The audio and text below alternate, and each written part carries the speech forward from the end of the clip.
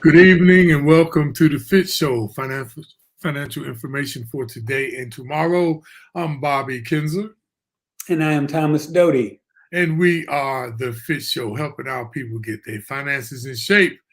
Dope, it's another great day to be alive, to be above ground. My brother, how are you today? I'm happy to be here, man. I'm so glad we're here. Another day that we can provide people with some really pertinent and relevant financial information. Hopefully, that it will uplift their lives, and not just their lives, but even their kids and friends and generational wealth in the future.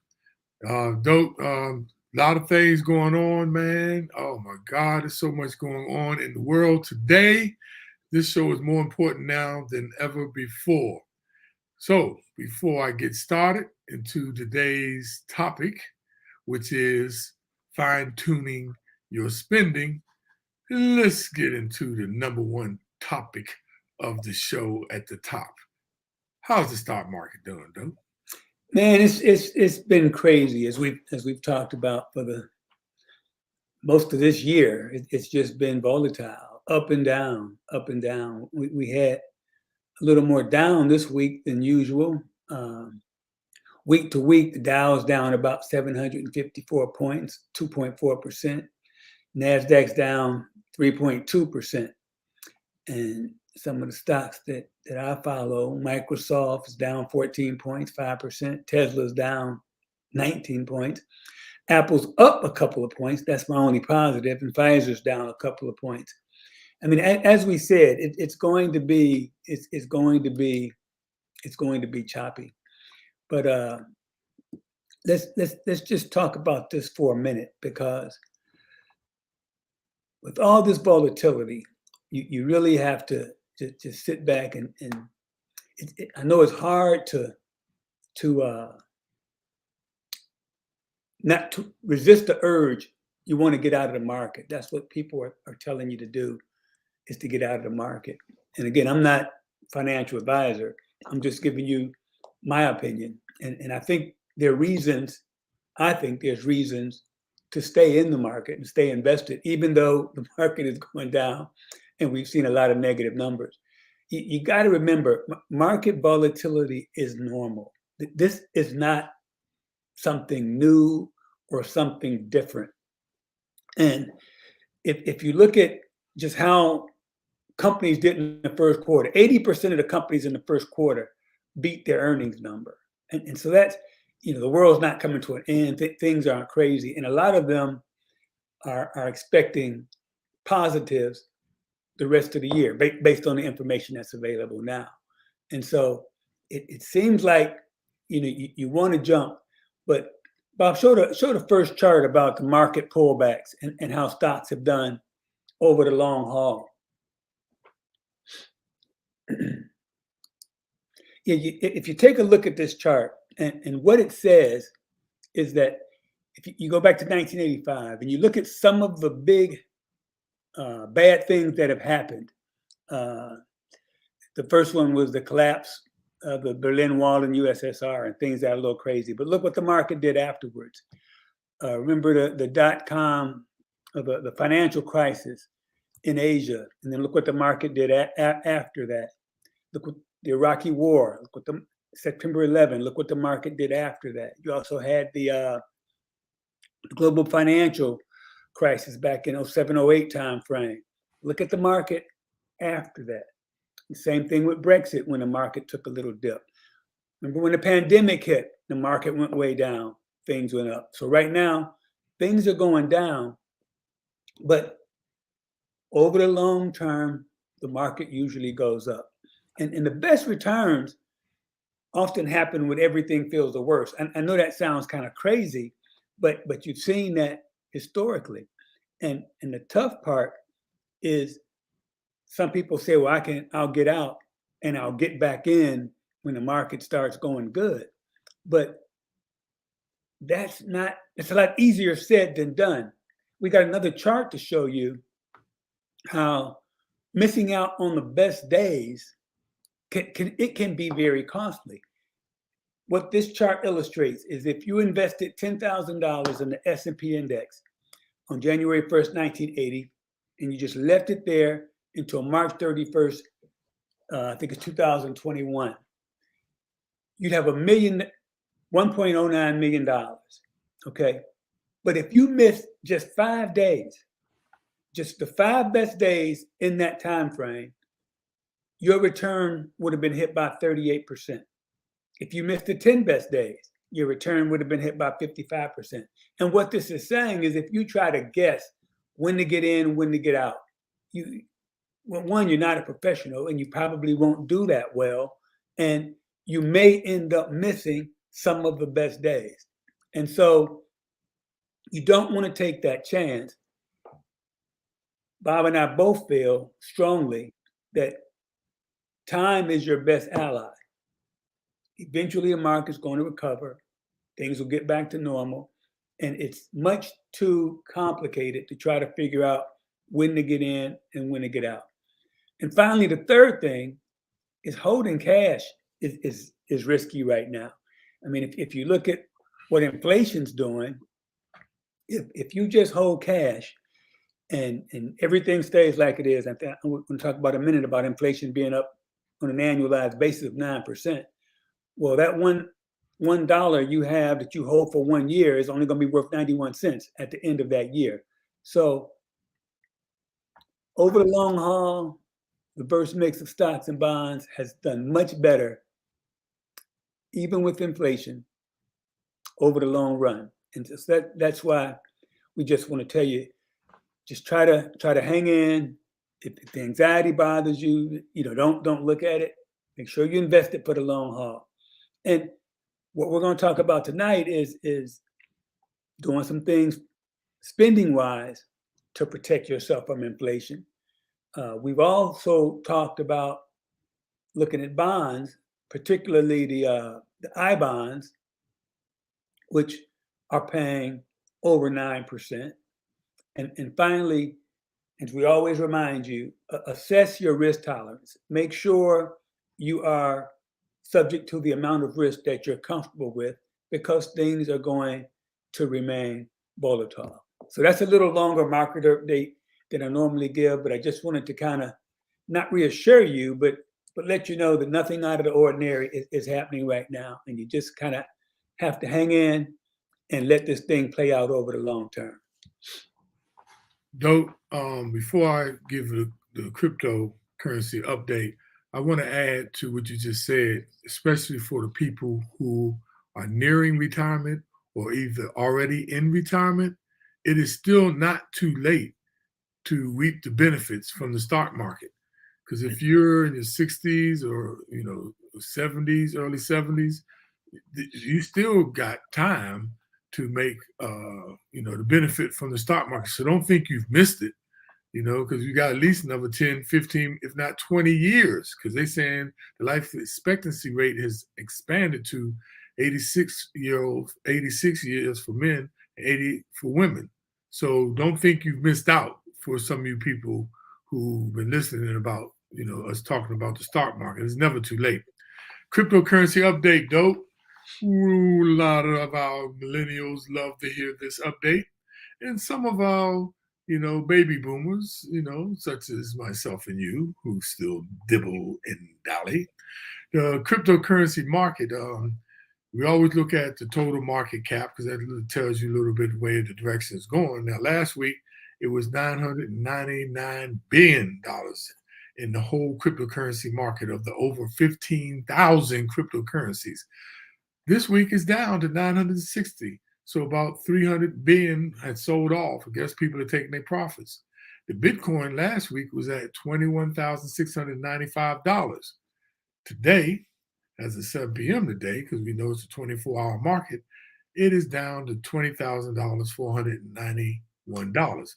But believe it or not, for today, it's up 3%, and that's approximately $305 per Bitcoin. So if you had a Bitcoin, your Bitcoin increased about $305 per coin. Bitcoin is still the number one. The market cap last week was at 412. This week is at 391. That means a lot of people probably sold off. Then we got the Shiba, the meme coin, which a lot of people have in Shiba. Shiba is still holding at the same rate at 0.0001, but it's up 1% today. The market cap last week was at 6.6 billion. Today is at 6.2, so it wasn't that much of a sell-off. Interesting, last week it was at number 12. This week it dropped down again at number 13.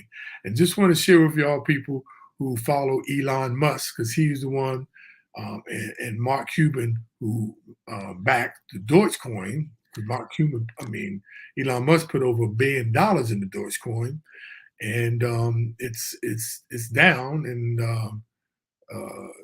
this week is at number 10. Last week it was at actually it went up. Oh wow, that's interesting. Last week it was at 11 in the cryptocurrency market as far as rank. It went up one. Interesting. So dope. Hey, how's your Ford doing? Hey man, my Ford, I got in at $12.62, maybe a month ago, 3 weeks ago. And now it's at $11.39 a share, though. So it's not down that much. It's not down that much, but I'm keeping an eye on it. I still think it's the right move. I hear you. Long term, buddy. Long term. It's about the long play, baby. Go long. Remember down we used to play sandlot football. Go long. Keep going. So dope. Let's talk about current situations with this crazy inflation. And nothing unusual as expected. Inflation in June was brutal. The CPI was up 9.1% annualized, and some good news, not a whole lot. It's looking like July actually might moderate a little bit. Gas prices, which went crazy in June, actually came down a little bit. I'm sure everybody's noticed that. And some other key commodities that people watch have also gone down, which is a good thing. And the bad news is inflation is going to stay high this year. Looking at 8 to 9%, which is again crazy, especially when you compare it to what it's been the last several years. So the Fed reserve rate the Fed is expected to increase the Federal Reserve rate by at least 0.75 percentage point. And some people are even thinking they might hit it a point, which again would have a dampening effect on the economy. And the thing you got to remember that there's all kind of things pulling at this. There's the gas is high because of the Ukraine thing, and you got the supply chain issues in China that are really causing prices to go up and things not to get here. So it's a lot of chaos going on, but hopefully things will moderate somewhat as we move forward throughout this year. It'd be really interesting to see what earnings look like for a lot of the companies when they start reporting earnings later on this month. And the thing is, with times like this, especially with inflation going off the rail, it's just the cost of things is just going to be more, and some things you just can't avoid. But we need to start thinking of other ways that we can curtail our spending, and that's why we're harping on the spending thing, because that's the biggest thing that's getting people into trouble these days, especially with that albatross debt that's hanging around your neck. We need to really, really, really, cut back on, accumulating more debt. And if you look in the squeeze, every extra money out of your budget, you might be surprised just how many unnecessary items are hiding out in your everyday expenses. I'm talking about from those subscriptions that you've forgotten about that you're still paying on, those pricey services, those pricey services which you can downgrade. A lot of people have all those premium channels and stuff on cable, not even look at it, stars and all that. I know you like that, but some of the spending it's not like we're telling you just can't spend it all. We're not even saying that. But some of the spending is getting you further in debt. And today we want to talk about how to fine-tune your spending just to stay even. But remember, of course, the goal is really to get ahead, not just to break even. So let's start, Dope, with our number one top category, the no-brainer spending cuts. These are just straight and die cut out and straight forward. no-brainer spending cuts. Yeah, and the ones about to mention, if you're doing these, you need to straighten these out like right now. Okay. And the first is overspending. This might be the consequence of window shopping, just usually it's people struggling with debt, and it's easy to spend an extra $5 or $10 here shopping because it's so easy to do now. I mean, it's just real easy to shop. You can hit a button, and boom, you got a package at your door. In some cases, the same day.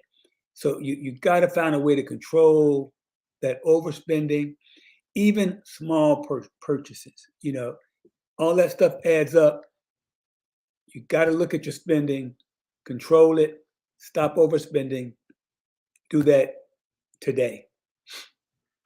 And we're not talking about living like a hermit, or you just got to be, eating sardines and pork and beans. But another one, though, is banking fees. Now, these can add up on you. If your checking account charges a fee, you can look to get out of it. It's time to look elsewhere. As little as $15 a month.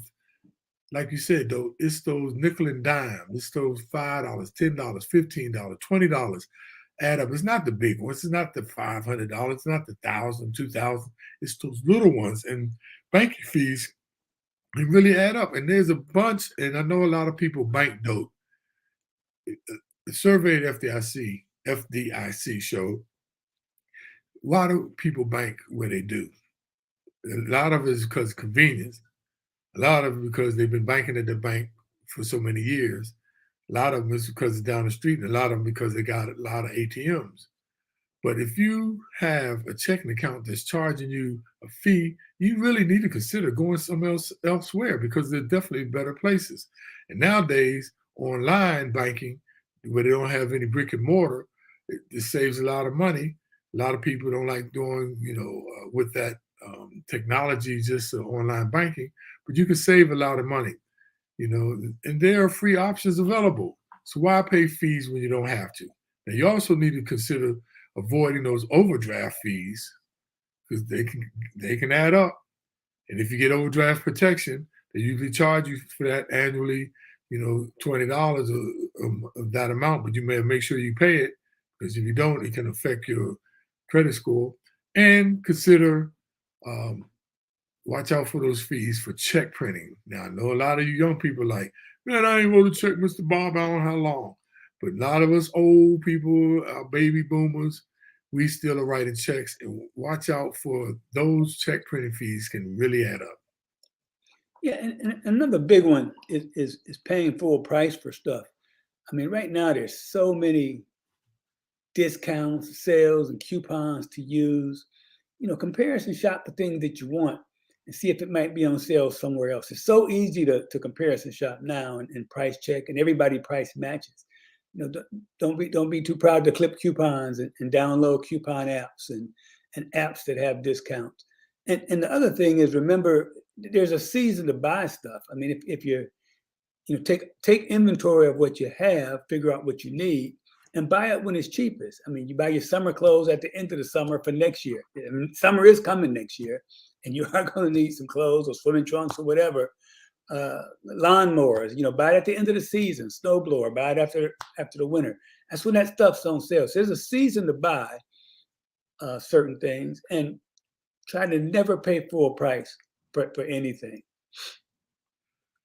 Another one, though, is going back to school without a plan. Now, hear me out, you all. While the pursuit of higher education can be great, it can be bigger financial burden than sometimes it's worth. Now, going back to college for another degree while you're still paying off your previous degree just to satisfy your ego without an expectation, that will lead to more income. You're looking at going back to school. Check to see what state your existing loans are in beforehand. We're not saying nothing's wrong with going back to school, but have a plan, because if you're still paying off some of your loans, because I know some people that got like 3, 4, 5 different degrees and not even using them. So all we're saying is have a plan, because it can really, really get you in a lot of debt. And another one of my pet peeves is compulsive spending or unplanned spending.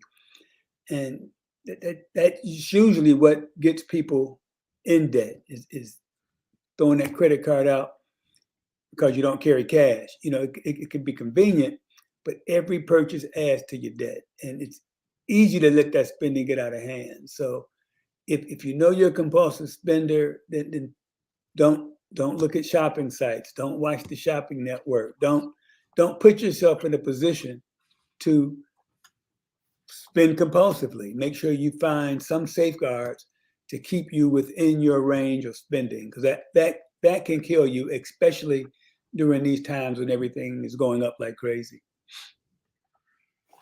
Though, paying for convenience.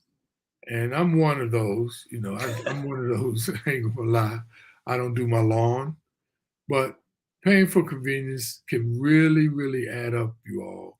Like we said, it's those little costs, that $25, $50 to get your yard paid, lawn service, house cleaning. I know a lot of people have house cleaning, but if you're really in debt and you're trying to save, you might want to consider some of the things that you're spending on that are conveniences, especially like DoorDash and Grubhub, and even like on the East Coast where I am, they have giant grocery stores.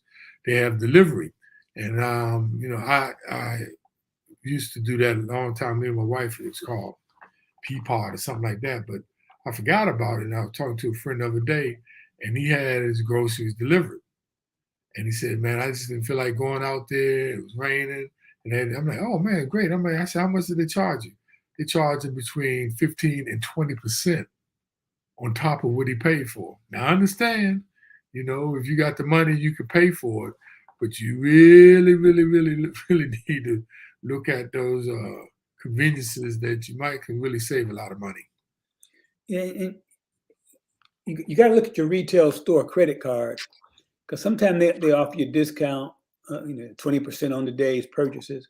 But a lot of times their interest rates may be higher. So make sure you are paying those off before the interest starts to accumulate. It's nothing wrong with taking advantage of those 20% off your purchase or 10% off or whatever it is.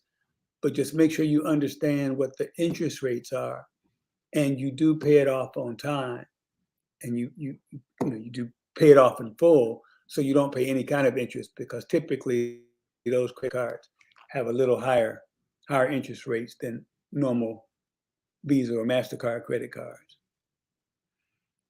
Though a lot of people, not trying to negotiate. Especially, I know a lot of introverted people. They don't like having to talk and discuss these things. But if you're struggling to keep up, it is possible that you actually can negotiate better rates on your services. I'm talking about any services, like your credit card interest rate. It is often just a matter of calling your provider directly and asking what kind of arrangement can be made. As simple as that. All they can say is no, but sometimes they say yes. Especially since the pandemic, they've been a little bit more considerate and compassionate. A firm but non-confrontational attitude to see what can be done. By lowering your bills, it might be able to pay them off more quickly, making it less likely to stay in debt. Now, check this out, you all. At FDIC, we used to take negotiating classes. And one of the things the teacher said, he said, you know what? Everything is negotiable. Everything. Even when you go to CVS and see the price on the tube of toothpaste, he said everything is negotiable. So think about that, y'all, especially on a lot of your services that you have. Another thing you need to look at is not refinancing your loans when you can get a lower rate. A lot of times, student loans, you might be able to pay them off faster if you can refinance and get a lower rate. Or if you're paying a higher interest rate and you can find a lower rate, obviously it's smarter to refinance. So always look to see if you can find a better interest rate to lower the amount of interest that you're paying on the loans that you have outstanding. Yeah, that's a very, very important one. Dope. we have mentioned this one before, and the reason why we're reiterating about this is because of um, how important it is. Paying the minimum, only paying the minimum balance. Now, this is a chart showing you if you know, borrowed $2,500 to buy TV or a personal loan, and it's charging you 18%, and you make the minimum payment to pay off $2,500, just paying the minimum payment, which keeps your credit good, but the interest will add up to $5,363, and it'll take you 23 years to pay $2,500 off. Paying the minimum though, and just look at the next line. If you just add $24 to the minimum payment, you can pay it off in 4 years, and the interest is even less. But look, if you just added $41 more to the minimum payment, you can pay it off in 3 years, and all the interest you would have paid was $754. So, really, really, really, you all try not to just be, while you're paying all your monthly expenses by credit card, there's available ways. I mean, it's only really works if the balance is paid off every month. It really works that way. You don't pay no interest, and you don't have to worry about being late on your payments. Otherwise, it's easy to fall into a pattern of only paying a minimum balance. I've noticed some people have done that, meaning those interest charges begin to add up, and meaning you pay even more per month. Yep, and don't pay your bills late. Everybody charges the late fee now. And there's really no excuse for it when you have apps that can do it for you. You can have it automatically come out of your checking account. And not only do you pick up fees when you pay late, but it affects your credit score. It causes your debt to pile up, and it's going to make it harder for you to get a reasonable interest rate on your next loan if you have a lot of late payments. So whatever you do, try to pay your bills on time. Yeah, that's the big one though, because it can add up on you. And another one though is focusing on the wrong debt. Now there are different systems out there designed to help consumers pay down their debts more efficiently. You got the snowball effect, you got the avalanche effect that Dave Ramsey talks about. Find out which one works for you, which usually involves focusing on the high interest payments first and going from there, looking to get out of debt. Because the way it works is you go with the higher interest ones, and once you pay that off, then apply that payment that you don't have to pay, for that high interest, apply it to the next balance. That's the next lowest interest rate. That's called the snowball effect. So yeah, really, really, really focus on putting money and paying the right debt off first. That's for sure. Okay, now we're going to talk about discretionary spending, discretionary items. And when we talk about these, we don't say you don't do any of these, but you need to look at your total amount of money you spend on discretionary income. I'm sorry, discretionary spending, and figure out what's the best use to your money. Because you can't cut everything, but there's got to be some things you can cut. And the first one is eating out. Everybody needs a break sometime, and if you stop doing that, you're going to save money. It's expensive. You're talking tips, drinks. Usually you get, and some people can spend up to $3,000 a year eating out. And if you shop judiciously for your food and don't eat out and leftovers, and shop efficiently, you can save a lot of money there. And again, we're not saying never eat out. That'd be stupid, and probably wouldn't be happy if you did. But just be smart when you do it. There's all kind of ways to save money on eating out. Like in Charlotte, restaurant week's coming up. You can get a pretty expensive meal at a reasonable price. It's usually a reduced menu, but again, there's coupons. There's a lot of the wholesale club, like Costco has You can buy gift cards, and you can get a $80 gift card for $60, things of that way. So there's ways you can do it to spend less on eating out, but that's usually a pretty high expense. Though we live in an app world, apps, apps, apps, apps, and they definitely have their use. But you know that app to help you get organized, that costs money, or lose weight, sleep better, may have seemed like a good idea at the time. But it's time to get real. How many of them do you really use? Do they cost you money on a monthly or yearly basis? Consider getting rid of them. Because there's a lot of apps that are people that are put on their phone and actually paying for, but they're not using them. And the millennials and the Generation Z, they are they're an app world, and there's nothing wrong with them. Like we say, these are discretionary spending items. We're not saying get rid of them all, but use ones that are sensible and ones that are not costing you an added amount of money each month on a yearly basis. Yeah, another one is movie ticket. I can't believe how much it costs to go to the movie. And Oh boy. man, I haven't been in a while, but just remember how expensive the refreshments were. Man, you go broke buying snacks and a drink at a movie house now. And so, I mean, luckily COVID has kind of forced this, but now you can rent a DVD, you can stream a movie pretty cheap, and you only pay one fee as opposed to paying 2 tickets and all the snacks. Hulu, there's a whole bunch of options other than going to a movie. Hey, my sister Nolia is online again today. She's faithful viewer. She actually threw some things out there. She said, grocery shop on Wednesdays. You can really save money. I didn't know that one. And then she said, there's these diners have savings cards. And she said those are things, and Panera cards. There's at these different places, they got discounted cards that you can use. So keep that in mind. Yeah, Harris Teeter has on Thursdays, seniors get 5% off.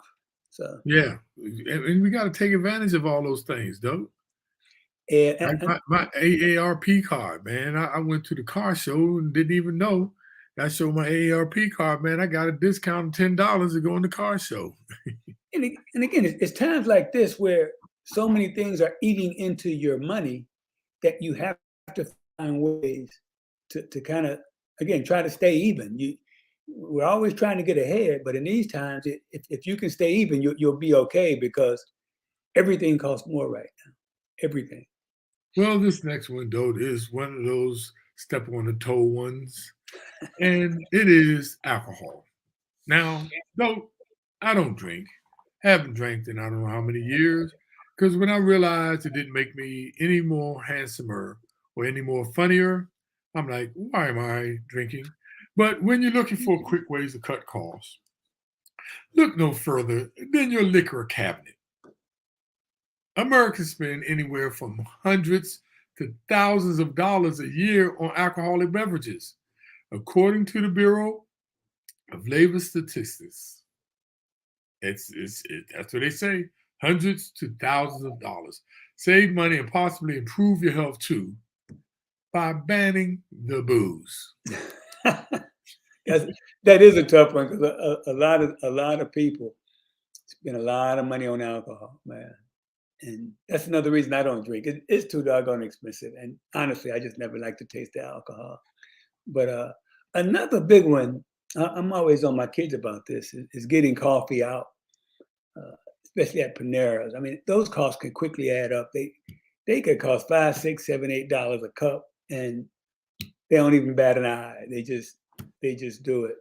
And Bob, show that chart about how, we talk about a little bit of money, just a small spending can add up over time.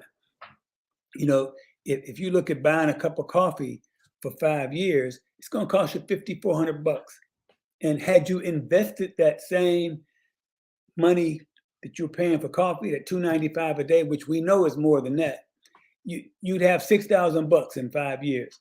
And I mean, that's a $11,000 swing in your in your net worth, And if you look at over 10 years, you're talking, you spent 10,000 and you could have 14,000 in your pocket. And what's crazy, if you look 40 years, same $295 a day, which again, we know it costs more than that. You'd have spent $43,000 on coffee. And had you invested it, you'd have 177,000. This is insane, though. I know it's crazy, but again, we're just saying $295. And we know, again, some of those coffees at Starbucks cost way more than that. And it's those little things that add up over time. We always talk about the crazy effect of compounding, but it could be a cup of coffee. It could be eating out for lunch. It could be anything that you spend money on every day. When you start looking at compounding and over time, it adds up to a pretty significant amount of money. That chart was mind altering, man. Just $2.95 a day, a cup of coffee. If you invested it at 6%, you would have gotten that much. Yeah, man. Money. Garnett says, "Get yourself a Keurig machine." I'm with you, Garnett. It's a lot cheaper, that's for sure. Yeah. Tracy Royal said, "I saved 90 cents per gallon filling up using my Giant Rewards. I saved using Harris Teeter reward points for gas too." Wow. And if you aren't using Gas Buddy or some kind of gas app to find the cheapest gas, you are leaving a lot of money on the table, because some of the gas prices are just set. I think most people don't even pay attention to what they pay for gas. They just pull in and get gas. But there's a wide discrepancy in gas costs between stations. And when you start talking, 20 cents, 30 cents, and I've seen discrepancies of up to 70 cents a gallon. And you start talking about a tank of gas, tank of gas every week, every other week, you're talking about a nice little chunk of change.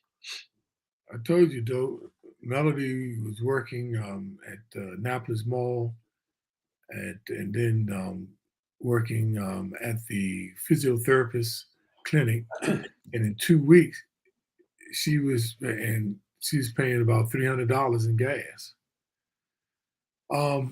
Cable TV, though, we've talked about this before. The world lives in a digital age where thousands of shows are available at your fingertips. Depending on how you wish to view them, cable TV is slowly becoming a thing of the past. Now there's Netflix, Hulu, Amazon Prime. Other networks allow for individual subscriptions. Consider abandoning those high, you say that 3 times, those high costs of cables, which can run any upwards from $50 to $100. So, though, we're saving $100 a month by getting rid of cable.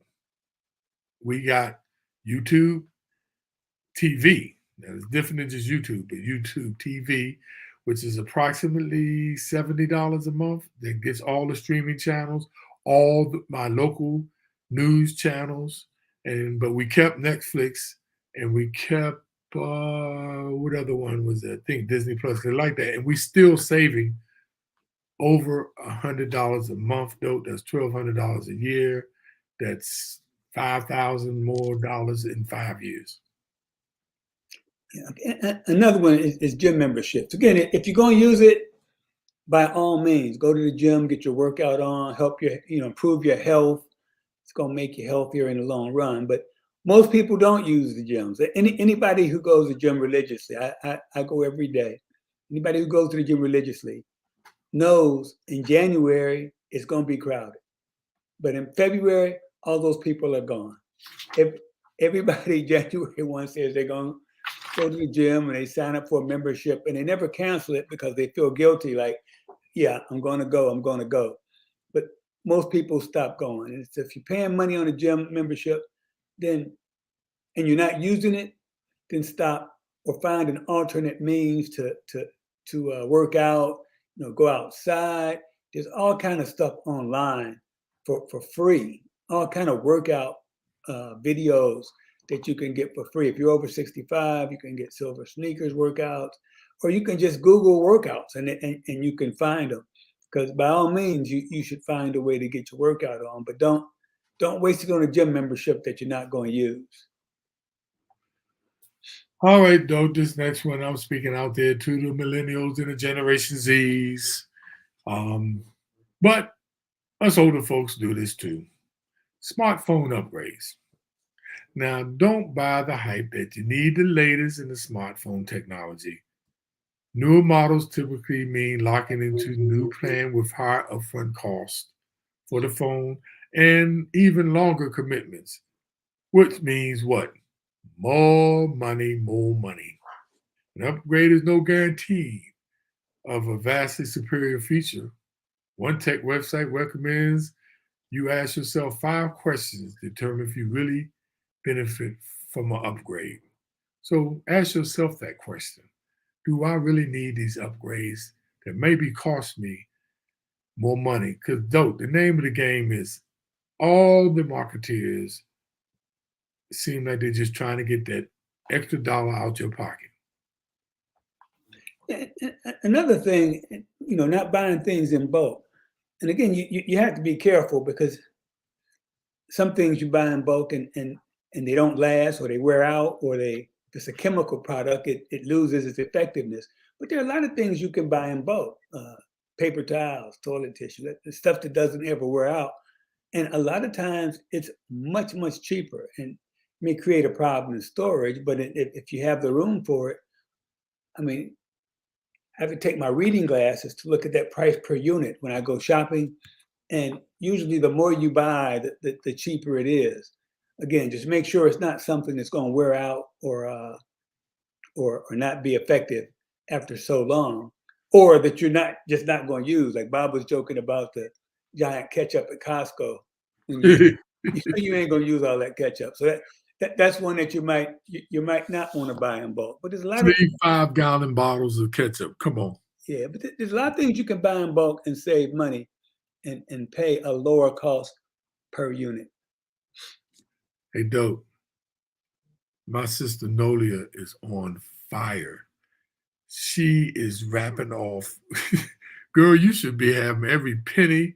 You should be in the goddamn Wells Fargo. Nolia got, man, she told me, she said, Mr. Coffee Works. I saved $40 with my Safeway card. Her seniors can join the Silver Sneakers for $50. I love it, Nolia. That's a fitness joint, Silver Sneakers for $50 annually. Go for it, Nolia. I love it. I love it, my sis. Thank you for sharing. And if anybody else got anything you want to share, we're looking for good ideas for everybody. I mean, that's what this is about. Sharing information.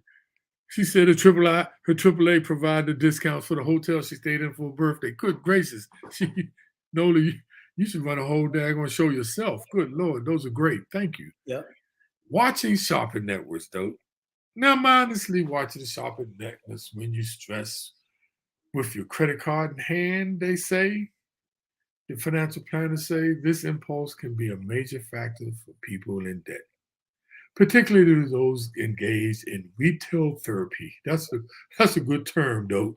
Retail therapy and buying things that make you feel better. Now, we do understand you need to do things to give you peace of mind. We don't reject that. We're not against that. We're just saying be more conscious, because this sentiment extends to shopping on devices. Retail therapy. Check it out. Our shopping apps at your fingertips 24/7, social media constantly advertising, a stream of influencers. No, I don't know if you know, but that word influencers is a big term now in technologies. They call them influencers, which, approve products at a limited time and tell you got to do this, else it's going to expire. You're bound to be tempted by something you never knew you wanted, let alone needed, because they got what they call out there, these influencers, and they out there on all those shopping networks. Yeah, the last one we're going to talk about today is using debt to pay education, and a lot of parents end up getting themselves in a huge amount of debt to pay for their kids' education. And obviously nothing wrong with that if that's what you want to do. If you love your child, you do want to help them with their education, but you got to be careful because you put it in your name, you have a lot less time to pay for it than they do if they take on the loans themselves. If you're close to retirement, that obviously that's when you got to decide for yourself. But you don't want to be saddled with a whole lot of debt paying for an education when you can have it in a kid's name and they do have more time to pay for it. So just be careful with that one. Yeah, that's a very touchy one there, though. But it's very very important to understand because a lot of people are financing with credit cards, and that can really add up.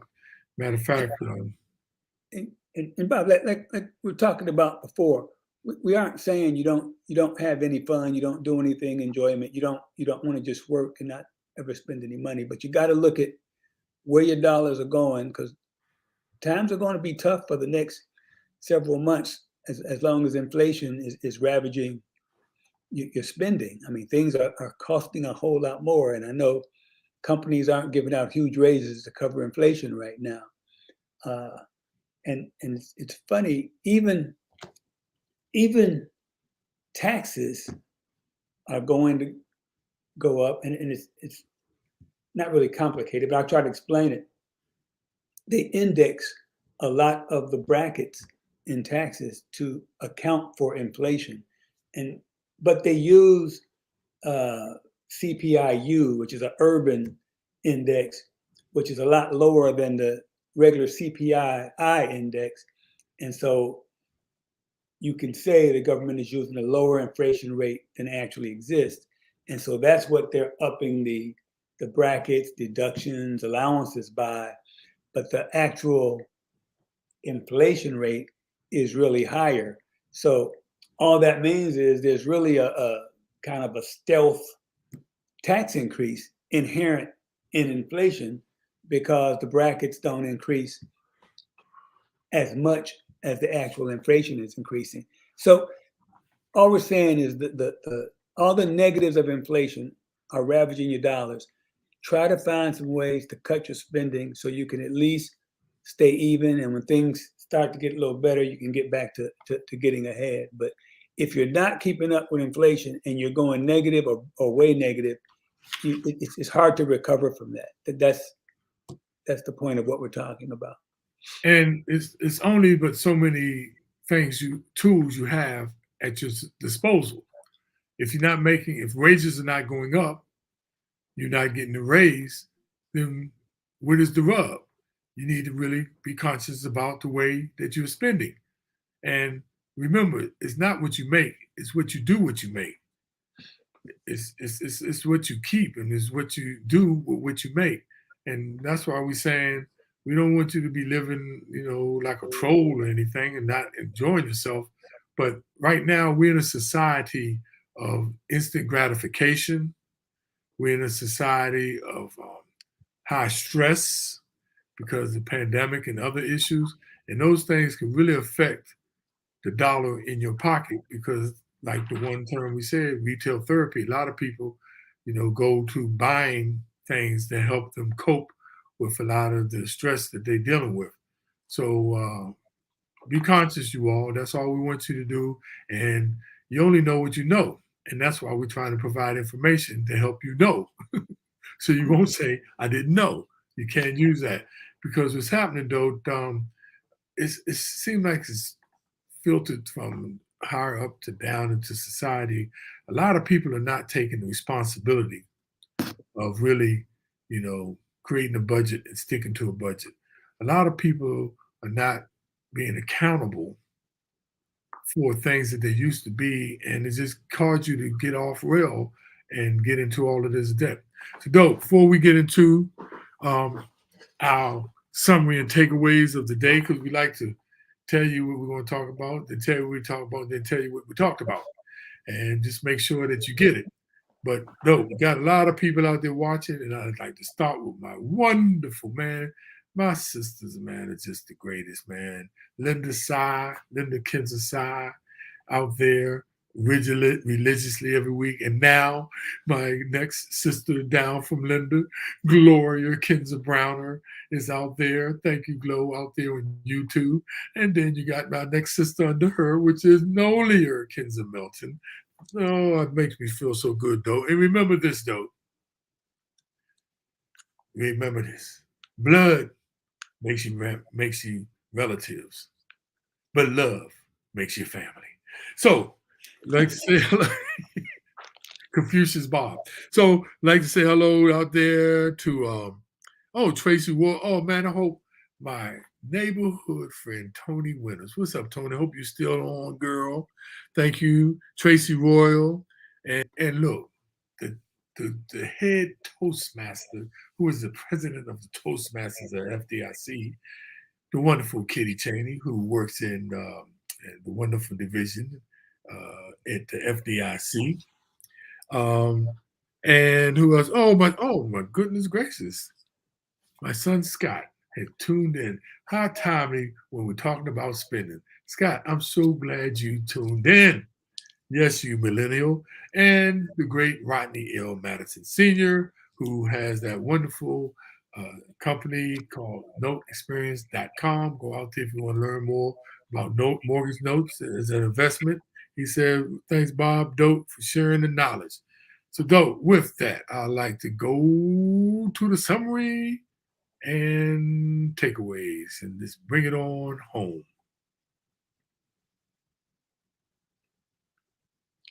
So I'll take the first one. Oh, get out of there. Hold on. Hit the wrong button there. Sorry, folks. Hit the wrong button there. Here we go. Hold up, Dope. Fat fingered it. Okay, here we go.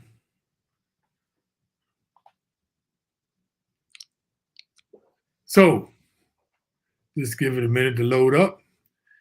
I want to start off with the first one, Dope. The summary takeaways from today's Fine Tune Your Spending. Minimize inflation's effect with smart spending. You cannot stop inflation. We have no control over that, but you do have control over your spending.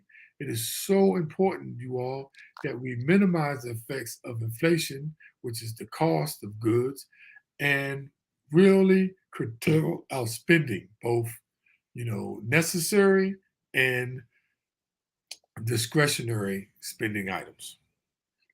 Control your spending. Make sure you have a budget. Make sure you take inflation's effect in your budget and revise it as necessary, and try as hard as you can to stick to your budget. And the next one is cut unnecessary spending.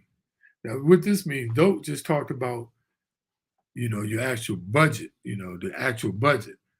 What we're talking about is cutting the items in your budget, right? You need to definitely control your spending by having a budget.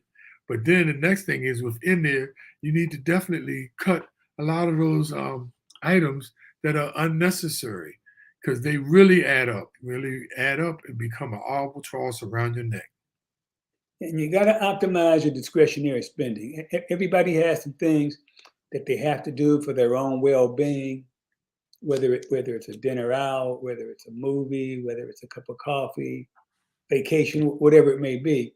But optimize it, make sure it's within your budget, so you still get those little life pleasures, but you still stay within your budget and you don't overspend. And in these times of inflation, you get wiped out because you're spending too much of your money on discretionary items. Right. So there you have it, you all.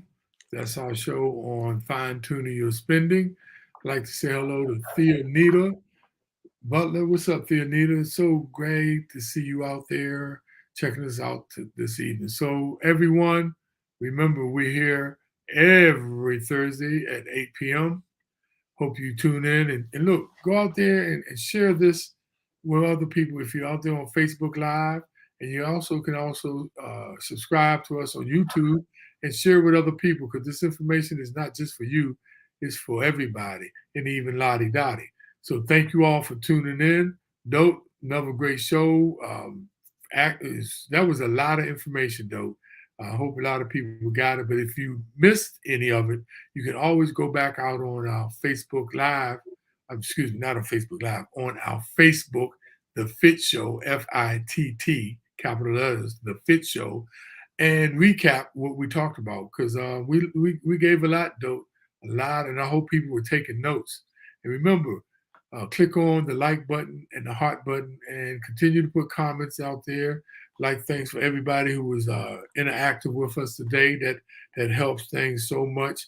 But click on that button. Thank you, Linda, and continue to tune into us every week. We always got a pertinent, relevant, and practical subject on how to handle managing your money in the future. So with that, thank you on behalf of the FITT Show. Have a good evening, ladies and gentlemen.